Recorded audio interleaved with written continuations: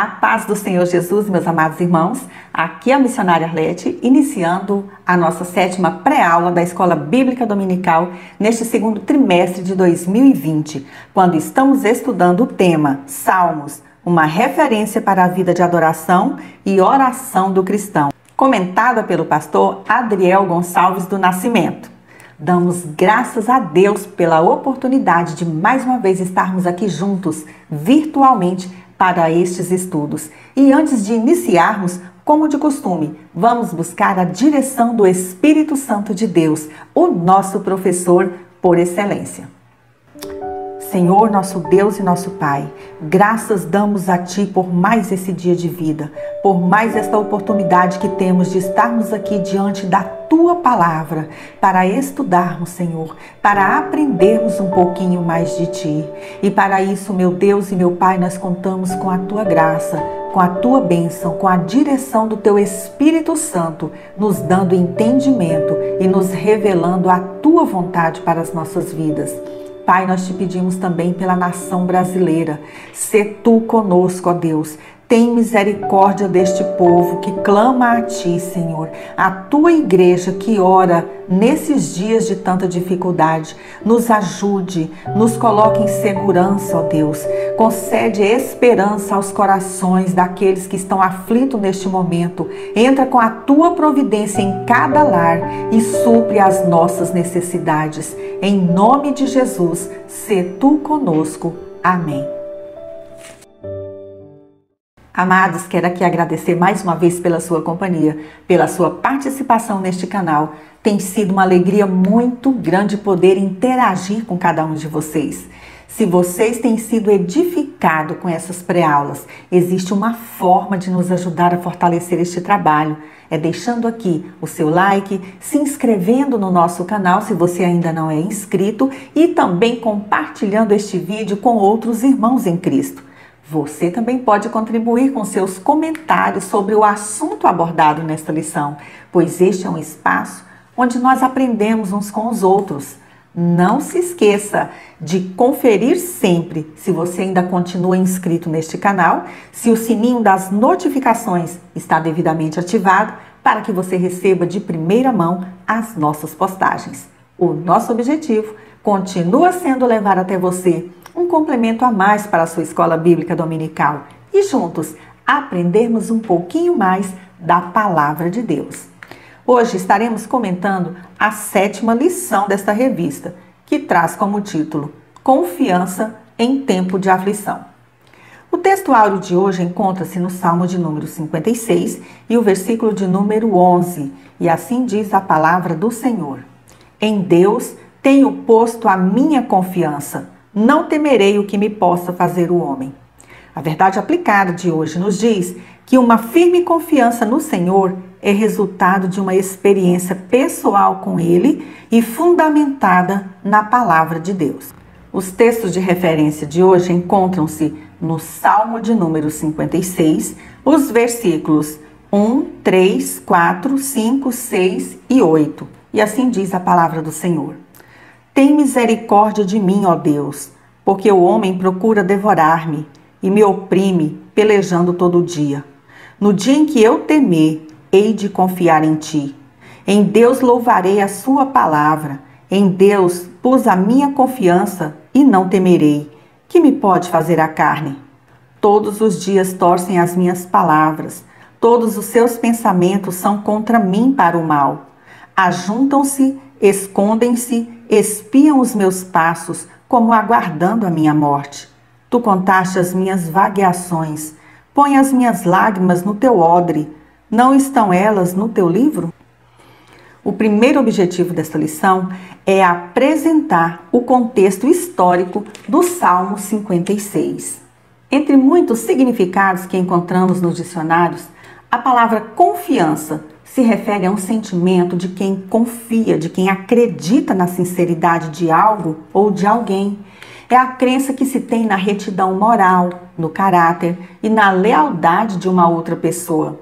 É a disposição ou tendência para ver tudo pelo lado bom e crer que vai dar tudo certo. Nunca o verdadeiro significado da palavra confiança se tornou tão desejado como nos últimos dias.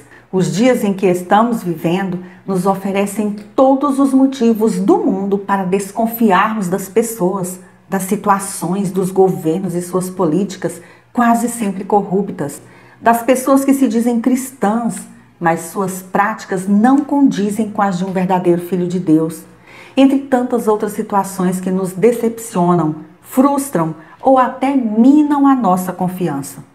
Entretanto, diante de tantos problemas e desilusões da vida, existe um Deus vivo e verdadeiro em quem podemos depositar a nossa total confiança, como fez Davi no Salmo 56. A confiança em Deus é a nossa disposição espiritual de nos entregarmos sem reservas aos cuidados do Senhor. É acreditarmos nele e no seu agir em nosso favor. A falta de confiança em Deus gera ansiedade, medo, o que facilmente pode acabar em depressão em dias tão difíceis como esses últimos que estamos vivendo. Por isso a Bíblia Sagrada nos aconselha, assim, afirmemos confiantemente: o Senhor é o meu auxílio, não temerei. Que me poderá fazer o homem?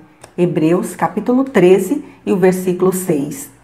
Em tempos de pandemia e suas sérias consequências sobre o mundo, lancemos sobre o Senhor Jesus toda a nossa ansiedade, porque Ele tem cuidado de nós, conforme está escrito na primeira epístola de Pedro, capítulo 5 e o versículo 7. Ele é o Deus Todo-Poderoso e tem o controle de toda essa situação caótica que vemos na mídia o tempo todo. Tópico 1. Contexto histórico. O título do Salmo 56 identifica o seu contexto histórico. Lá está escrito: Hino de Davi, quando os filisteus o prenderam em Gate, uma das 5 principais cidades filisteias onde o gigante Golias nasceu, conforme o primeiro livro de Samuel, capítulo 17, e o versículo de número 4. Davi estava fugindo do rei Saul, que queria matá-lo de qualquer forma, quando foi para aquela cidade, achando que ali seria o último lugar onde Saul procuraria. Mas logo percebeu que não era bem-vindo ali, porque o povo de Gate sabia da sua fama de guerreiro valente e ainda lembrava da morte do seu guerreiro Golias, da derrota do exército filisteu e também da música cantada naquela ocasião pelas mulheres de Israel, conforme 1 Samuel 21, versículos 10 ao 12. Naquela situação complicada, Davi percebeu que não tinha sido uma boa ideia ter fugido para Gate e ficou terrivelmente angustiado, porque além de ser um fugitivo, tentando salvar a sua própria vida da perseguição de Saul, agora ele estava nas mãos dos filisteus, que com certeza iam querer vingar a morte de Golias. Simplesmente não dava para ver uma saída naquele momento de sua vida. E Davi percebeu que só Deus para resolver aquela situação. Quem sabe você hoje está se sentindo angustiado, tentando escapar da doença, da ameaça do desemprego, da fome, do medo do que pode lhe suceder nos próximos meses por causa dessa situação complicada em que estamos vivendo. Sabe, esse episódio da vida de Davi tem muito a nos ensinar. Se por um lado, ao perceber que a situação estava terrivelmente complicada, ele não se entregou à própria sorte, mas se esforçou no que pôde, até fingindo-se de louco para parecer inofensivo aos seus inimigos e tentar escapar deles, conforme está registrado em 1 Samuel 21, 13. Por outro lado, ele olhou para Deus, buscando e confiando totalmente na sua proteção e livramento. Para mantermos o nosso equilíbrio emocional em momentos assim, em que tudo parece dar errado e sentimos as ameaças do inimigo, temos que fazer como Davi, confiar em Deus de todo o nosso coração e vencer o medo pela fé e confiança de que Ele agirá em nosso favor. Lembre-se sempre, perto está o Senhor de todos os que o invocam, de todos os que o invocam em verdade. Salmo 145, versículo 18. Subtópico 1.1. O Cântico das Mulheres. Saul feriu os seus milhares, porém Davi os seus 10 milhares. 1 Samuel 18, 7. Essa canção popular que celebrava os feitos militares de Davi ficou muito conhecida até mesmo entre os filisteus, como já citamos no tópico anterior. É claro que nessa canção havia um exagero poético, pois Davi ainda não havia matado tanta gente assim.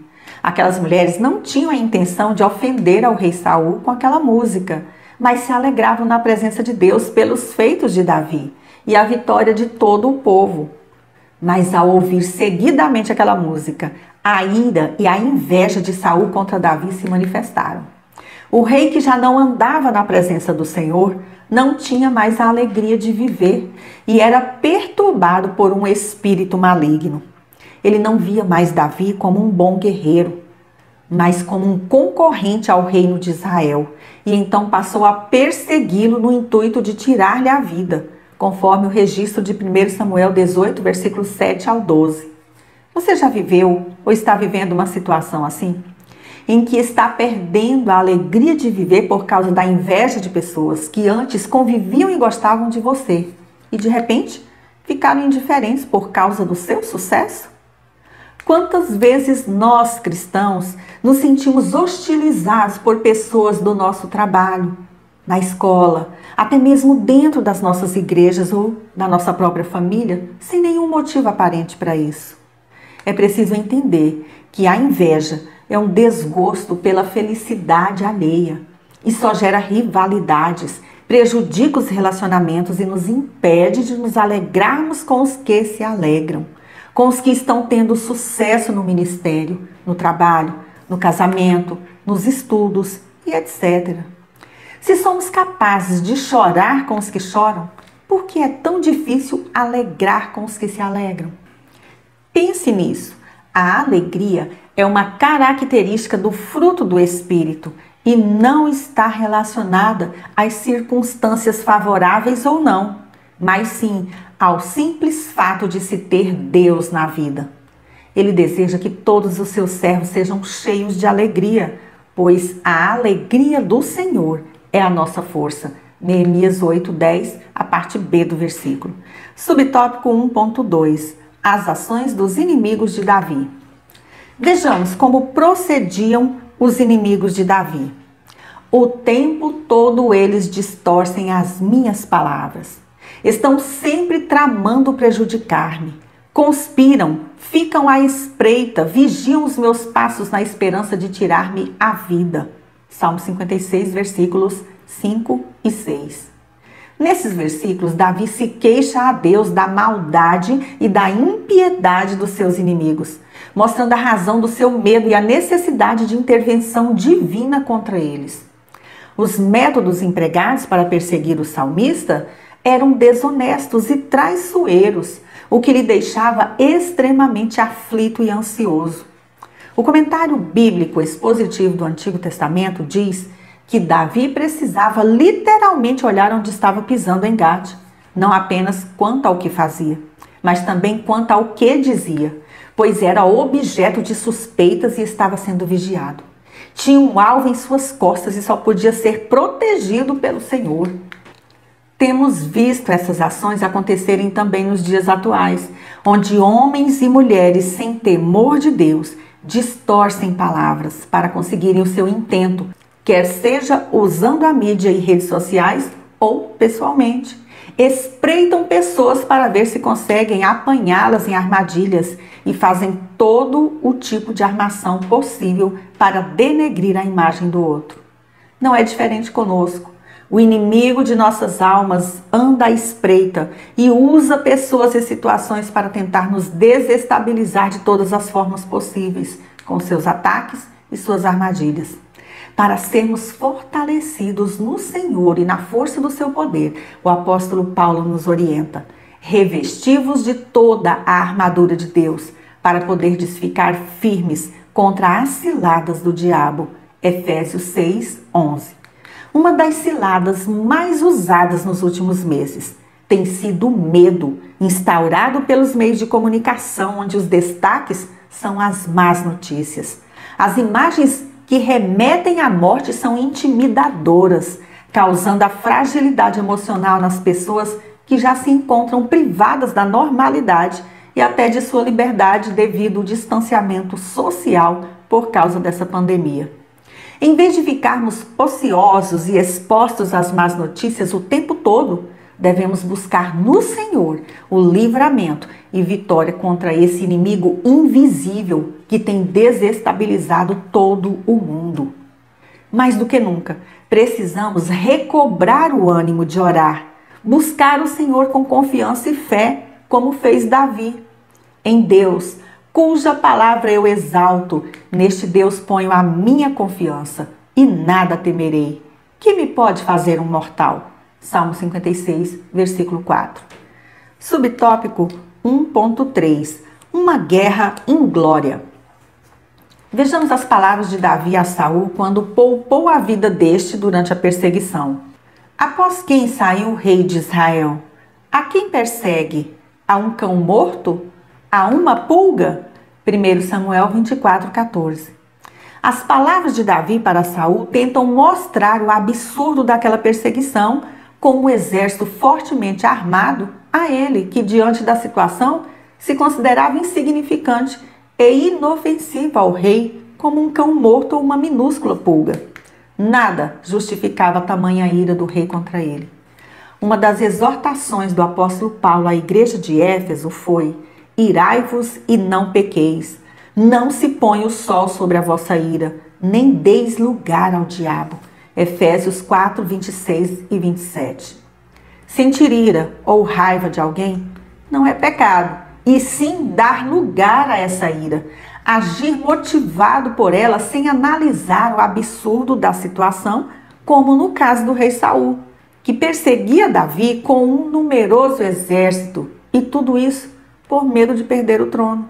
O problema de Saul foi ter olhado para a ascensão de Davi perante a nação com as lentes da inveja e do ciúme, como tantos fazem até hoje, não se contentando em ver o seu irmão prosperar, ser abençoado por Deus e crescer na vida, tanto espiritual como material. Não devemos procurar culpados pelo nosso próprio fracasso, como fez Saul, e nem ficar vendo problemas em tudo o que nos acontece. O segundo objetivo desta lição é observar aspectos da oração que Davi apresentou a Deus. Tópico 2. A oração de Davi. O Salmo 56 é uma verdadeira oração por pedido de socorro na hora da opressão. O salmista demonstra toda a sua confiança em Deus ao pedir a sua misericórdia, levando em conta sua peregrinação e o seu desejo pela justiça divina, como veremos a seguir. Subtópico 2.1. Pedido de misericórdia. Deus tem manifestado a sua misericórdia durante toda a história da humanidade, desde a queda de Adão e Eva, até a criação do povo de Israel, de onde veio nosso Salvador Jesus Cristo, e até chegar aos nossos dias. Podemos definir misericórdia como sendo o amor e a compaixão que Deus demonstra em relação ao pecador. É quando Deus não nos dá aquilo que merecemos como pecadores que somos. Pelo contrário, Ele toma as nossas dores e age em nosso favor. O profeta Jeremias escreveu que as misericórdias do Senhor são a causa de não sermos consumidos, porque as suas misericórdias não têm fim, renovam-se cada manhã. Grande é a tua fidelidade. Lamentações 3, 22 e 23. Biblicamente falando, a misericórdia de Deus significa compaixão pelo necessitado, ou incapacitado em angústia, ou em dívida, ou que não tem direito de reivindicar por tratamento favorável. Davi sabia disso muito bem. Ele não se achava no direito de exigir nada de Deus, como muita gente está achando hoje em dia. Por isso ele clamou: tem misericórdia de mim, ó Deus, porque o homem procura ferir-me e me oprime pelejando todo dia. Salmo 56, versículo 1. Davi reconhecia sua incapacidade de livrar-se a si mesmo e que não poderia pedir nada a Deus pelo seu próprio mérito. Por isso, clamou pela sua misericórdia. Ele sabia que não merecia, mas clamava com confiança de que Deus o ouvia, se importava com ele e daria o livramento. Essa também deve ser a nossa oração e confiança hoje, quando estamos rodeados de tantas incertezas, medo pelas ameaças invisíveis e até desconhecidas contra a nossa vida e dificuldades por todos os lados. É tempo de clamarmos pela misericórdia de Deus sobre a nossa família, sobre a nossa igreja, sobre a nossa nação, para que Deus nos conceda a sua graça e sare a nossa terra. É tempo de reconhecermos a nossa total dependência de Deus e andarmos nos seus caminhos. Bendito seja o Deus e Pai do nosso Senhor Jesus Cristo, o Pai de misericórdias e Deus de toda consolação.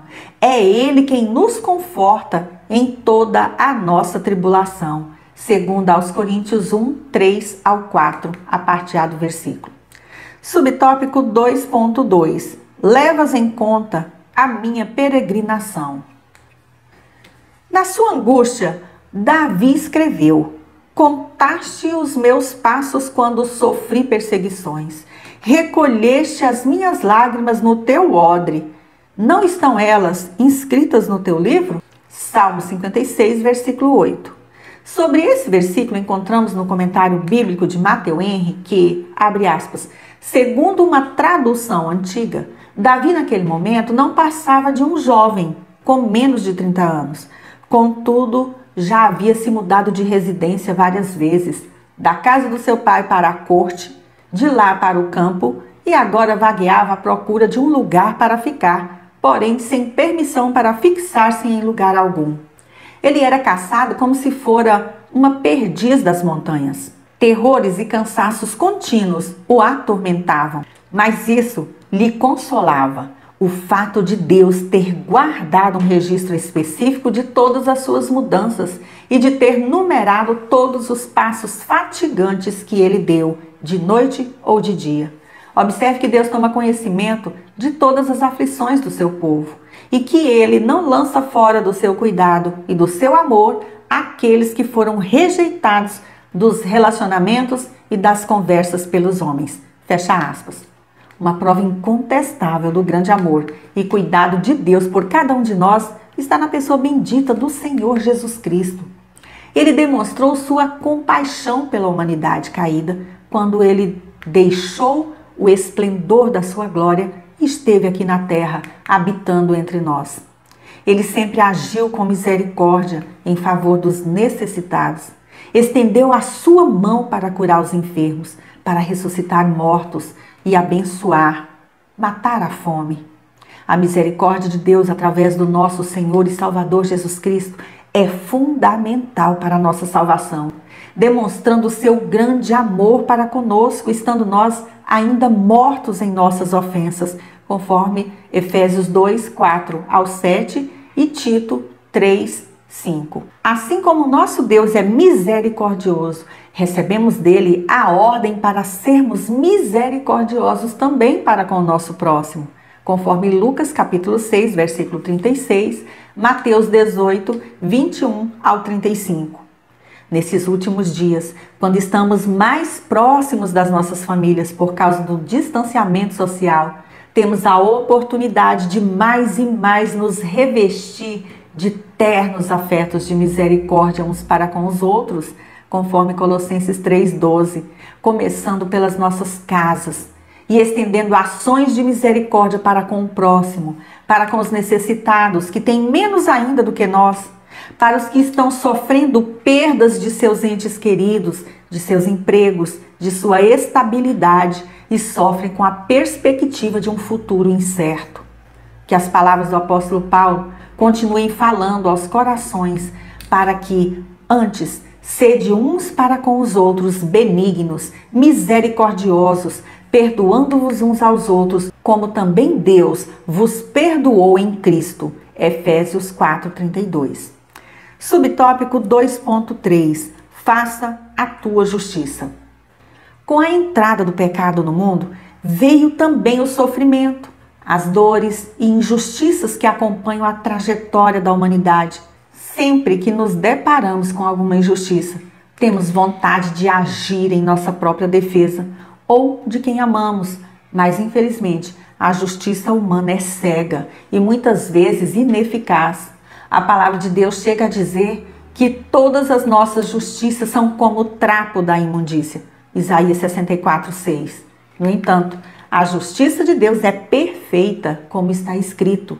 Ele é a rocha. As suas obras são perfeitas e todos os seus caminhos são justos.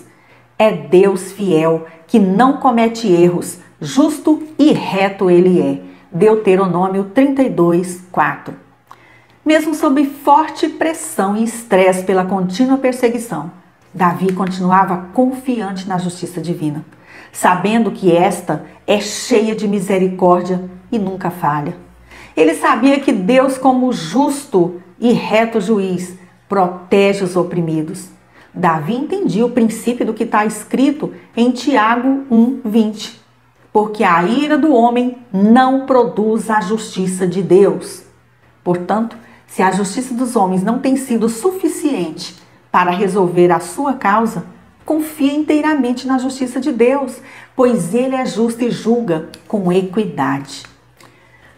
O terceiro objetivo desta lição é ensinar que devemos ter plena confiança no Senhor. Tópico 3. Confiança em tempo de crise. É muito fácil termos fé em tempos de bonança, quando tudo vai bem conosco e também com a nossa família. Outra coisa é termos confiança na provisão de Deus quando tudo vai mal, quando a nossa despensa e a geladeira começam a minguar, quando as dívidas chegam sem ter como pagar, quando somos abandonados pelos amigos, pelos parentes e por quem amamos, justo no momento em que mais precisamos. Quando sofremos com uma ingratidão, perdas ou perseguições. São exatamente nesses momentos difíceis que a nossa fé e confiança em Deus é provada. Subtópico 3.1. Louvor à palavra de Deus. As situações difíceis mexem muito com a nossa alma, produzem em nós muita angústia, dor, tristeza e até um certo desespero. Davi lutou contra todos esses sentimentos. Desabafou com o Senhor, o seu Deus, o único que poderia lhe socorrer, conforme o versículo 4 do Salmo 56. Ao mesmo tempo, o salmista exaltava a palavra do Senhor, pois tinha promessas de Deus para se cumprir em sua vida e cria que nenhuma circunstância adversa impediria o agir de Deus para se fazê-las cumprir. Como estamos reagindo à palavra do Senhor? A mais poderosa profecia de Deus para todos nós. Temos dado crédito a esta palavra? Ou temos duvidado? Ou pior ainda, temos desistido de suas promessas? O que essa palavra tem significado para você, para a sua vida? Veja o que o Senhor nos diz sobre isso. Porque eu velo sobre a minha palavra para a cumprir. Jeremias 1:11, a parte B do versículo. Se por um lado Davi era perseguido e ameaçado de morte, por outro lado tinha a garantia das promessas de Deus, que certamente se cumpririam em sua vida no tempo certo. É no tempo de Deus e não no nosso que as promessas se cumprem. Subtópico 3.2. O medo não prevalece diante da confiança. Até que Davi tentou resolver o problema da perseguição de Saul, fugindo para Gate. Mas, quando percebeu sua insensatez, bateu o medo e então clamou pela misericórdia de Deus. Somente ao depositar nele a sua confiança, pôde encontrar a paz e a tranquilidade da alma em meio às tribulações que passava. Isso é o que acontece quando a nossa confiança em Deus é alimentada pela nossa fé e pelas orações. Vence o nosso medo. O que eu e você precisamos entender então? Que sempre existirão determinadas situações em que eu não posso, mas o meu Deus pode. Eu sou fraco, mas Ele é forte.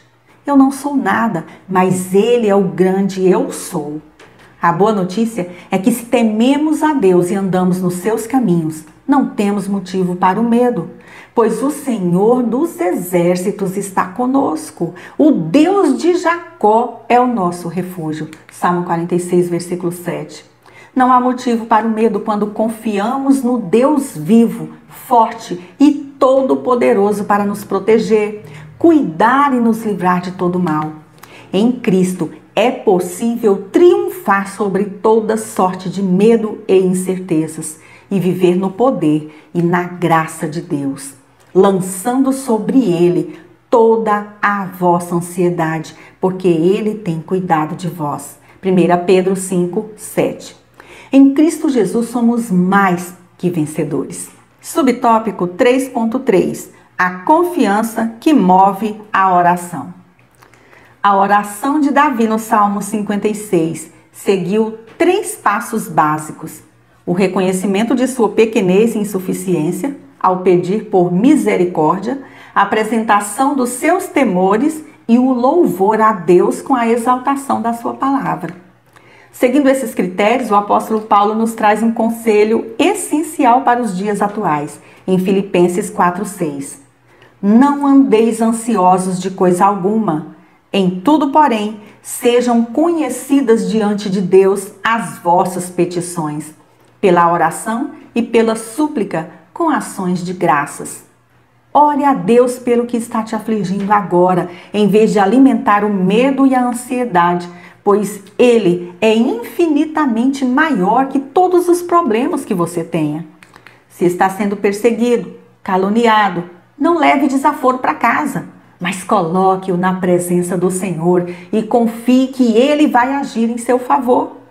Não vale a pena ficar discutindo nas redes sociais situações que só Deus pode resolver e nem expor ali os seus problemas.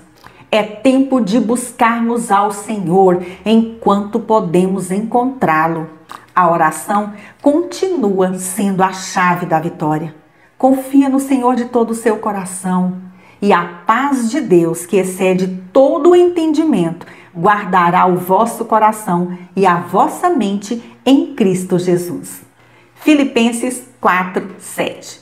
Para concluir, que o Espírito Santo nos ajude a conservarmos uma firme confiança no Senhor, mesmo diante de tantos desafios, e prosseguirmos na jornada cristã, sabendo que os propósitos de Deus prevalecerão na vida do seu povo. Romanos 8, 28, 31. Convidamos você, meu irmão e irmã em Cristo, a visitar o blog revistaebd.com para baixar ali os slides referentes a esta lição, ouvir os 3 hinos da nossa harpa cristã sugeridos aqui pela revista e também acessar os outros comentários. O nosso blog hinosdaharpa.org, que está em construção, também aguarda a sua visita. Estamos disponibilizando ali hinos da nossa harpa cristã, com cifras, partituras e biografias dos seus autores.